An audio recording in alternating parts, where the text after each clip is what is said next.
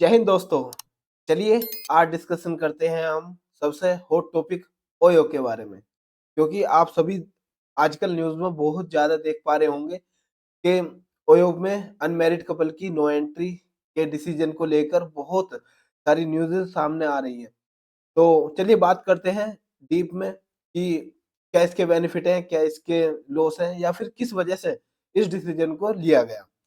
बाकी यदि आप सिंगल हैं, तो आप पर कोई फ़र्क नहीं पड़ने वाला। पहले भी आप ऐसे ही थे और अब भी आप ऐसे ही रहोगे। चलिए मज़े से सेशन को स्टार्ट करते हैं और याद रखना हम डीप में प्रोज़ एंड कॉन्स दोनों की बात करेंगे और न्यूट्रल वे में सोचने की कोशिश करेंगे। क्वेश्चन है हमारे कुछ सेशन से पहले क्या कि केवल मेरिट में ही लागू होगा ये नियम और कंपनी को होगा नुकसान, इसके बारे में बात करेंगे कि क्या नुकसान है, क्या नहीं। और सबसे ज़्यादा कंसर्न की बात जो मेरी तरफ से रहने वाली है, वो है क्या क्या प्रत्येक लड़के-लड़कियाँ गर्लफ्रेंड बॉयफ्रेंड होते हैं? तो समाज की सोच पर भी हम बात करने वाले हैं। तो चलिए लेट्स स्टार्ट। सबसे पहले जानते हैं ओयो, ये नाम या फिर ये है क्या चीज़? तो डिसीजन जो आया है, वो आया है कि ओयो में अनमैरिड कपल के लिए न्यू रूल। क्या रूल होंगे? उस सब के बारे में जानेंगे। सबसे पहले जान लेते हैं फाउंडर। ओयो के फाउंडर हैं रितेश अग्रवाल। ये वो व्यक्ति हैं जिन्होंने ओयो को फाउंड किया था, बनाया था, एस्टेब्लिश किया था। और यकीन मानना दोस्तों, यदि आप एक यंग हैं और इनको पढ़ते हैं या इनको जानने की कोशिश करते हैं, तो जान पाएँगे कि आप अपनी लाइफ में कितना बड़ा अचीव कर सकते हैं एक फेलियर के बाद भी। एज़ ए बिज़नेसमैन बहुत गज़ब के इंसान है ये और इनकी वर्थ भी आज मतलब मिलियनों में है। तो यदि आप इनसे कुछ सीखना चाहते हैं तो ये सीखिए कि लाइफ को किस तरीके से चेंज किया जा सकता है। इवन इंडिया में ही नहीं, चाइना, जापान, अमेरिका इन जैसे देशों में भी इनका इन्फ्लुएंस बढ़ता ही जा रहा है सिर्फ होटल को लेकर। अब जानते हैं कि ओयो आखिर होता क्या है? तो पहले पॉलिसी देखते हैं कि ओयो की पॉलिसी क्या चेंज हुई है। पॉलिसी चेंज हुई है कि जब no check in for unmarried couple मतलब अनमैरिड कपल के लिए चेक इन नहीं है।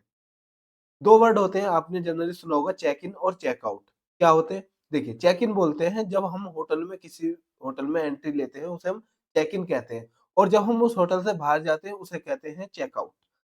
तो जो चेक इन होती है किसी होटल में आप रूम लेते हैं, बुक करते हैं तो उसमें कुछ रूल्स होते हैं जिन्हें वो पहले ही बता देते हैं। जिनमें से पहला होता है आपका आईडी का। अब आईडी क्या? आपको अपना वैलिड आइडेंटिफिकेशन दिखाना होता है ताकि वो पहचान पाएँ कि आप कहाँ से हो या वैलिड हो या नहीं हो। दूसरा 18 प्लस होने चाहिए हो आप, इससे नीचे ऐज वालों को नहीं रूम अलॉट किए जाते, तो 18 प्लस होने चाहिए और ये भी पहचान कहाँ से होगी? आपके आईडी प्रूफ से, चाहे वो आधार कार्ड हो, पासपोर्ट हो या फिर आपका ड्राइविंग लाइसेंस हो, तो किसी के भी थ्रू आप अपनी आइडेंटिफिकेशन दिखा सकते हैं। फिर आप वहाँ पर अपना नाम लिखते हैं, सिग्नेचर करते हैं और तय करते हैं कि आपको कितने टाइम के लिए क्या-क्या रूम और फैसिलिटी चाहिए। आपकी फैसिलिटी के हिसाब से आपको प्राइस बता दिया जाता है और फिर आपका रूम दिखाकर आपको रूम अलॉट कर दिया जाता है। तो आई होप अब आपको पता चला होगा कि चेक इन किसे कहते हैं। तो इस टाइम पर अब जो अनमैरिड कपल होंगे, कपल का मतलब होता है एक लड़का और लड़की। एक लड़का और लड़की। बट दोनों की कंडीशन जो सभी होटलों के लिए है वो है 18 प्लस। दोनों का 18 प्लस होना ज़रूरी है, तो उसे हम कपल कहते हैं। तो इस पॉलिसी को लेकर ही घमासान चल रहा है। तो चलिए आगे हम बात करेंगे कि क्या होता है ओयो? क्या है ओयो? देखिए, ज़्यादा हाइपर बनाने की ज़रूरत नहीं है, ना ही ये सोचने की ज़रूरत कि बिल्कुल नेगेटिव होता है, नहीं। ऐसा नहीं कह सकते कि ओयो जो हमारी धारणाएँ बनी हुई हैं, जो हमारी मेंटालिटी बनाई गई है समाज में, वो सिर्फ़ एक ही चीज़ से रिलेट करती है कि कपलों के एन्जॉयमेंट के लिए ओयो होता है, नहीं। जानने की कोशिश करना दोस्तों, ओयो सिंपली होटल का नाम है, ठीक है? इसमें प्रत्येक व्यक्ति अपने नीड के हिसाब से, अपनी ज़रूरतों के हिसाब से रूम ले सकता है, टाइम ड्यूरेशन के लिए ले सकता है और यहाँ पर रहकर स्टे करके अपने चेंज वगैरह या फिर आपको रात काटनी हो तो इस तरीके से आप रूम ले सकते हो, रह सकते हैं। बट हमारे समाज में, हमारे सोसाइटी में एक मेंटालिटी सेट कर दी कि ओयो का रिलेशन सीधा रिलेट कर दिया कपल से। नहीं, ऐसा नहीं होता। आप यकीन मानना ये सुविधा बहुत ज़्यादा थी एक ये मानकर चलना कि समाज में एक मुहिम सी आ गई थी ओयो की क्योंकि इसके प्राइस बहुत कम थे। जस्ट लाइक आप ₹500 और ₹600 में एक रात के लिए रुक सकते हैं। इतने प्राइस किसी एक लग्ज़रियस होटल के नहीं होते।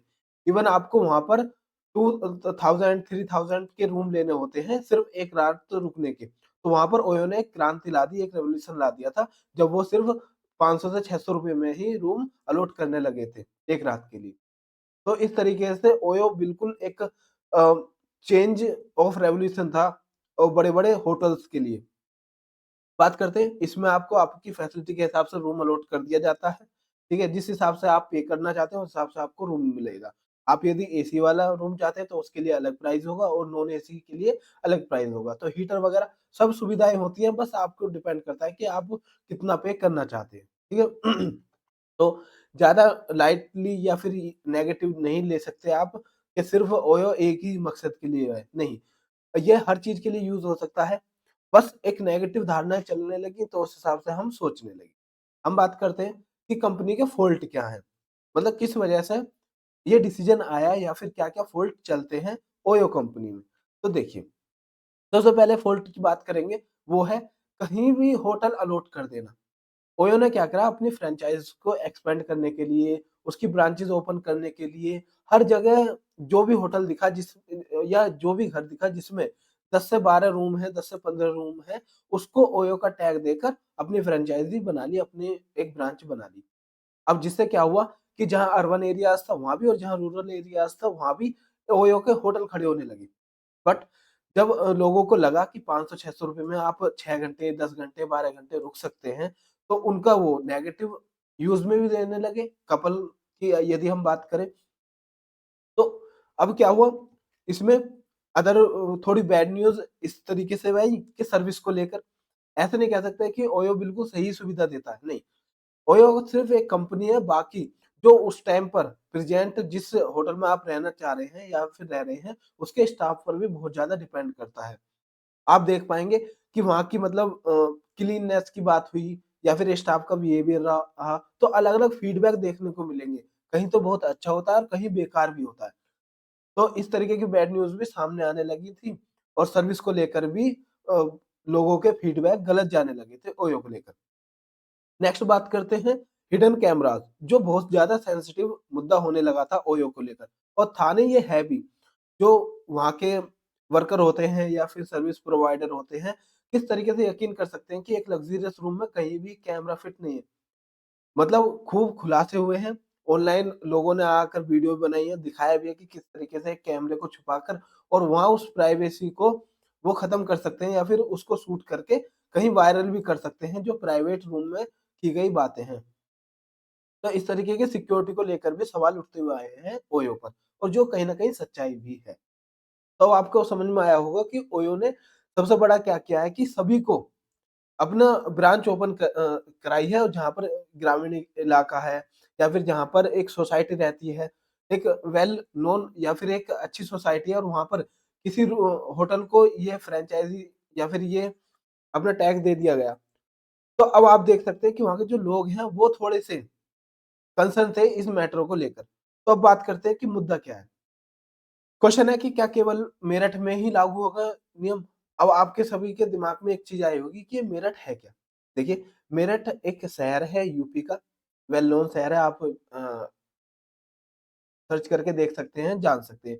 अब वहाँ क्या हुआ कि कुछ महिलाएँ, कुछ एनजीओज़ इस बात की आर्गुमेंट देने लगे कि हमारी जो सोसाइटी है, उसमें इन चीज़ों को गलत प्रभाव पड़ रहा है, इसलिए ओयो को बंद किया जाना चाहिए और हमारी बहन-बेटियों को सुरक्षित करा जाना चाहिए। तो इस तरीके के कुछ सवाल थे। अब ये सवाल कैसे उठ के आए, इस बात पर भी हम जोर दे सकते हैं दोस्तों और वो है रीज़न कि हर जगह ओयो को अ, एस्टेब्लिश कर दिया या फिर फिक्स कर दिया, अपनी फ्रैंचाइज़ी बना ली। अब ये नहीं देखा कि वहाँ की सोसाइटी पे इसका इफ़ेक्ट क्या पड़ेगा। अब सपोज़ करो एक मतलब जनरल ग्रामीण इलाका है, वहाँ पर आपका ओयो देखने को मिला, बट स्कूल जाते हुए बच्चे या फिर महिलाएँ हुई या फिर गर्ल्स रही, वहाँ पर जब वो कपलों को आते हुए और जाते हुए देखती हैं, तो उसका गलत प्रभाव पड़ता है, ये इनका मानना है और कहना है। तो इस चीज़ को लेकर इन्होंने प्रोटेस्ट किया, बाकायदा न्यूज़ में भी अलग-अलग तरीके से इंटरव्यू दिए गए, बताया गया कि क्या-क्या समस्याएँ आ रही हैं। तो ये जो नियम आया है, ये सिर्फ़ अभी मेरठ शहर के लिए है। बाकी ये बताया गया है कि यदि फीडबैक सही रहा या फिर सही चीजें रही तो इसे हम आगे भी लागू करेंगे। तो अब आपको समझ में आया होगा कि रियल मुद्दा कहाँ से उठा था। चलिए पहले हम एक पॉइंट पर बात कर लेते हैं, what is couple friendly hotels. Couple friendly hotels क्या होते हैं? देखिए, कपल फ्रेंडली होटल्स वो होते हैं जहां पर कपल जो 18 प्लस हो, पहली कंडीशन यही रहती है कि 18 प्लस हो। 18 से जो कम एज की लड़कियां हैं लड़के हैं वो एंट्री नहीं ले सकते किसी भी हाल में, और वो गलत भी है जनरली। तो आपको फर्स्टली 18 प्लस होना चाहिए, एक बॉय और एक गर्ल हमारा कपल कहलाता है। तो उसको उसे कहते हैं हम कपल फ्रेंडली होटल, जहाँ पर रूम आसानी से दिए जा सकते हो। अब ओयो ने भी अपना एक टैग लगाया कि हमारा ओयो भी कपल फ्रेंडली है। तो इस वजह से कोई भी कपल उसमें रूम लेकर अपने प्राइवेसी को मेंटेन रखते हुए रह सकता है, चाहे उन्हें वहां पर स्टे करना हो, चेंज करना हो या फिर वेट करना हो। तो इस टाइप के वो टाइम अपना काट सकते हैं। चलिए नेक्स्ट, एक सबसे बड़ा कंसर्न हमारा कि क्या प्रत्येक लड़का लड़की गर्लफ्रेंड बॉयफ्रेंड होते हैं?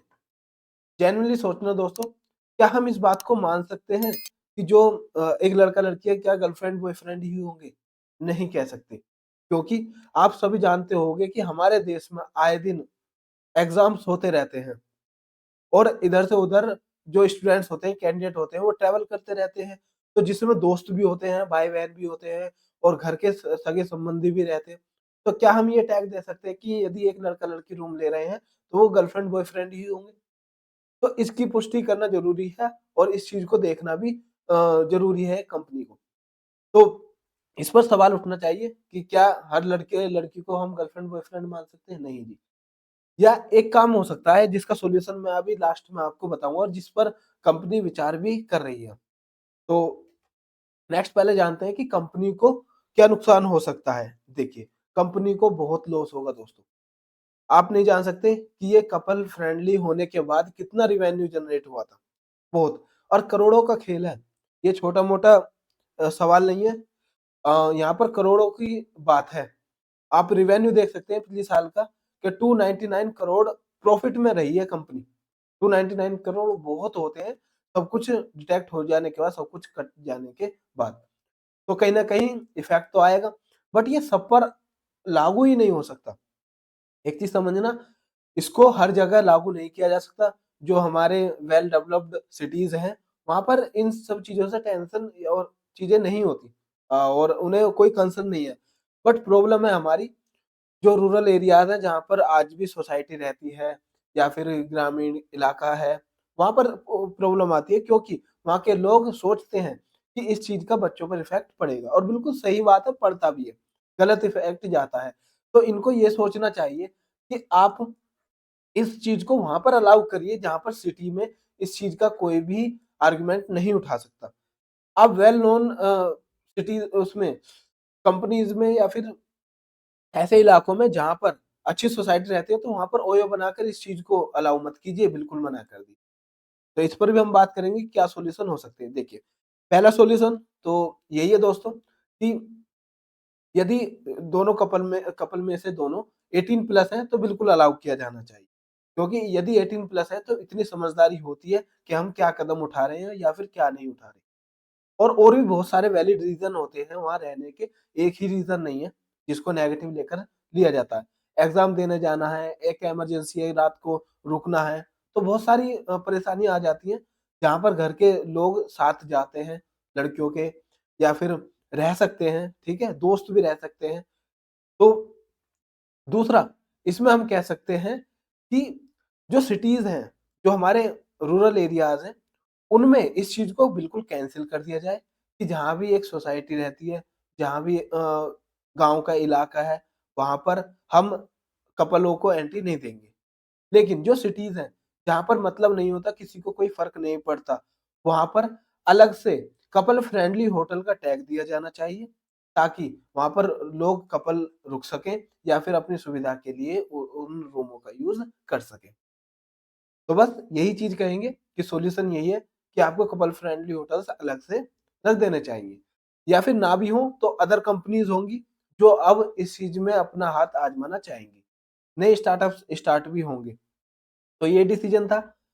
अब इसमें सोसाइटी में बिल्कुल इफ़ेक्ट होता है, मैं आपसे क्लियरली कह देता हूँ, क्योंकि जब लड़के-लड़कियाँ या फिर कपल आते-जाते देखे जाते हैं बच्चों के थ्रू या फिर गर्ल्स के थ्रू या महिलाओं के थ्रू, तो कहीं न कहीं वो नेगेटिव जाता है सोसाइटी में। तो उस चीज़ को स्टॉप करने के लिए डिसीजन है।